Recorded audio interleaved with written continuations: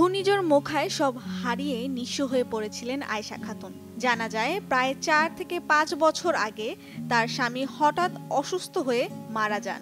এরপর ২ মেয়ে ও ছেলেকে নিয়ে কোনো রকম সংসার চালাতেন। তবে এ ঘূর্ণিঝড় কেড়ে নেয় তার শেষ সম্বল।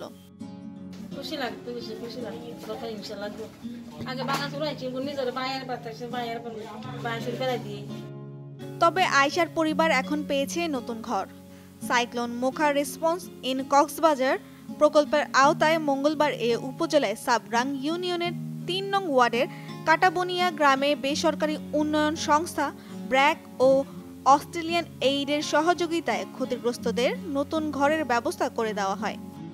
ঘূর্ণিঝড় মোকার সময় আমি নিজে তারপাল চিপে ধরছি, বাতাসের সময় যখন তারপাল চলে যাচ্ছে আমি নিজে হাত দিয়ে তারপাল চিপে ধরছি, বাতাসের যেন না যায়।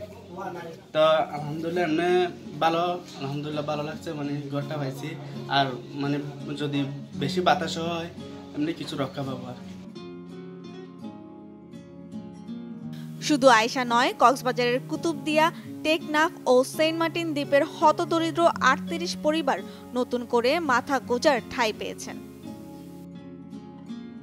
আমি প্রথমে ধন্যবাদ জানাই একলাভ এবং ব্র্যাককে, কারণ ওনাদের সহযোগিতায়, ওই ২ সংস্থার সহযোগিতায় আমার সাবরাং ইউনিয়নে গরিব অসহায় হতদরিদ্র ১০টা পরিবার নতুন ঘর পাইছে এবং 10টা পরিবার পুনর্খননের জন্য সহযোগিতা পেয়ে 10 জন পুনর্খননের ঘর পাইছে এবং 15 জন হতদরিদ্র মহিলা 2টা করে ছাগল পাইছে, আর 10 জন নতুন বাথরুম পাইছে, আর 10 জন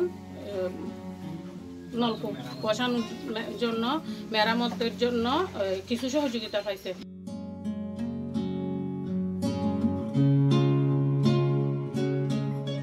টেকনাফ উপজেলার সাবরাং ইউনিয়নে আমরা ঘূর্ণিঝড় মোখায় ক্ষতিগ্রস্ত এমন মানুষ, হতদরিদ্র গরিব মানুষদের 10টা নতুন ঘর, 10টা নতুন টয়লেট, আর 10টা নতুন ঘর পুরাতন ঘর মেরামত, আর 10টা পুরাতন টয়লেট মেরামত, 10টা টিউবওয়েল প্ল্যাটফর্ম, আবার 15 জনকে 2টা করে ছাগল এবং 15টা হোমস্টেড গার্ডেন, বাড়ির আঙ্গিনায় সবজি।